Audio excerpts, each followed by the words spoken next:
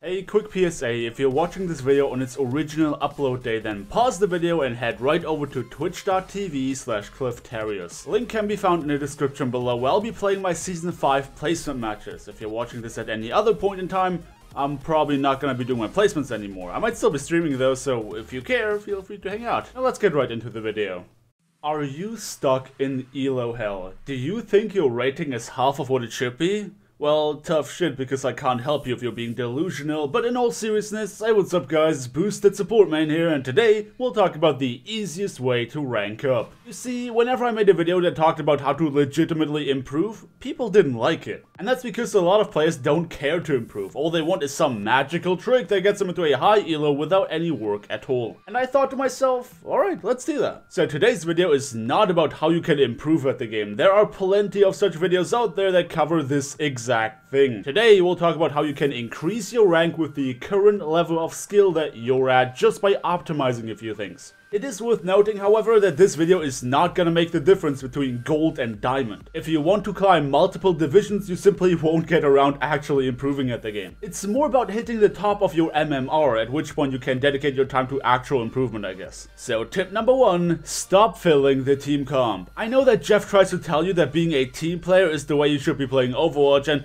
well, okay, he's right to a certain extent. But don't be that guy that literally does not have any hero preferences. There are a few reasons why maining heroes is a good thing. For one, how are you supposed to ever reach any significant level of mastery if you keep swapping heroes? Filling the comp only works as long as the entire rest of your team consists of competent players who know what they're doing, because in that case, it is okay for you to just be mediocre. But as you should probably be aware, such games are far and few between. So you are going to have a stronger impact on the outcome of a match if you play heroes that you're really good with. Take your time to figure out which heroes you do better on than others, and I mean naturally. Sure, you can try to force the main on you, but it's just so much more convenient to practice things you already feel confident on. And when I say practice, I really just mean try to play them a lot. If you play what you're good at, then you should naturally figure out how to improve at them without actively practicing. Another reason that speaks for having main heroes is your MMR. As we just established, by filling a comp with your mediocre base level of skill, you make sure your performance is dependent on the rest of your team. That means you'll do really well if your team is doing well, but if that is not the case, then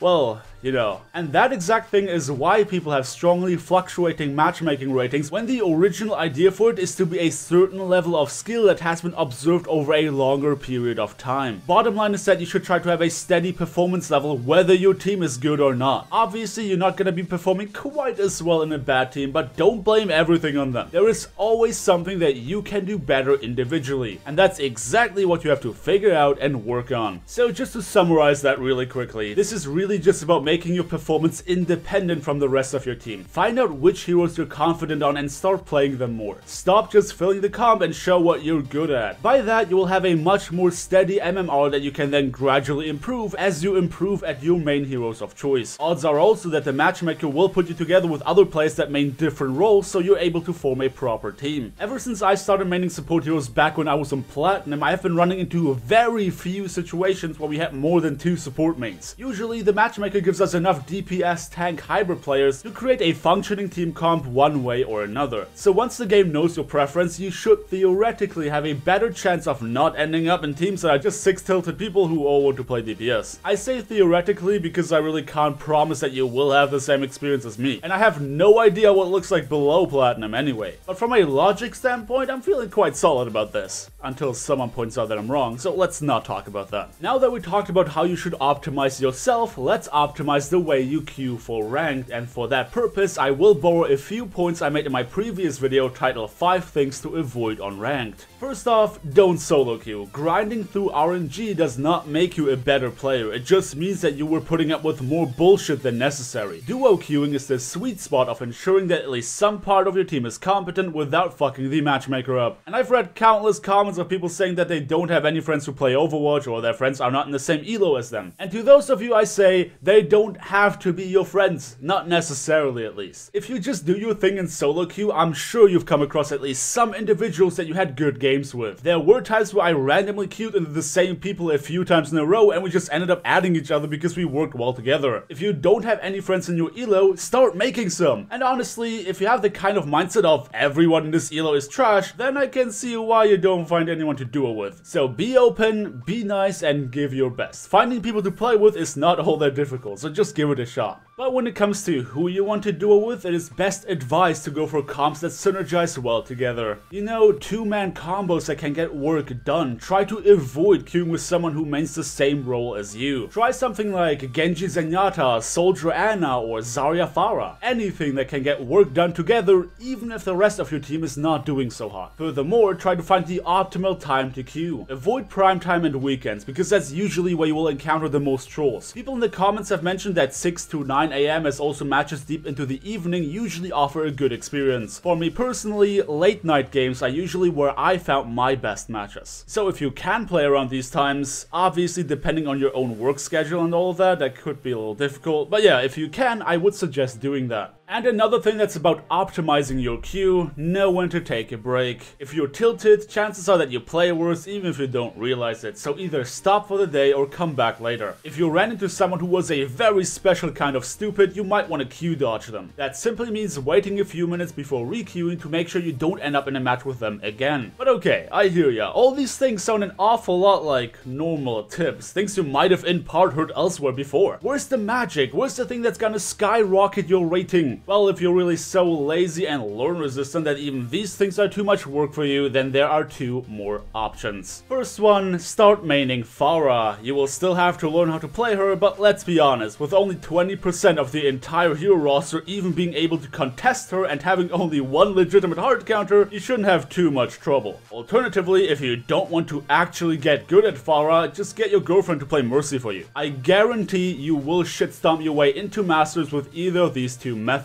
I mean, once you're up there, you will probably get shit on because that's where people actually land a shot or two, but what do you care? You just got Masters! Congratulations! At any rate, I apologize if there was one too many memes for a video, but I hope you could still take away a few things for yourself and your own ranked optimization. Just a really quick recap. Stop filling comps and start establishing an MMR based on your strongest heroes. Try to find a duo queue partner you have great synergy with. If you don't have anyone in your friend list right now, just try making new friends in solo queue. Avoid queuing during weekends and during prime time, as this is where you will find the most trolls. And when you do queue, know when to take breaks. Don't overextend, don't push your luck, don't force yourself to play when you're angry, and if you run into someone who really pissed you off because they threw a game or something, queue dodge them. And if everything else fails, go pharmacy, because that's an incredibly skillful and difficult comp to pull off. Thank you everybody so much for watching. Don't forget to drop me a like on your way up if you enjoyed the video, subscribe if you want to see more, and hope to see you all next time.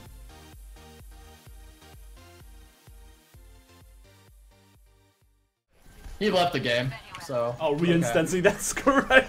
We made them literally rage quit. This is what Pharah does to players, you know? Oh, I'm just seeing like, well... Not playing that. Can't even play them, to be honest. Just frustrating. Alright, that was a fun pastime. Let's never do that again. We just made them rage quit their life. So that's why no one likes Pharah Mercy.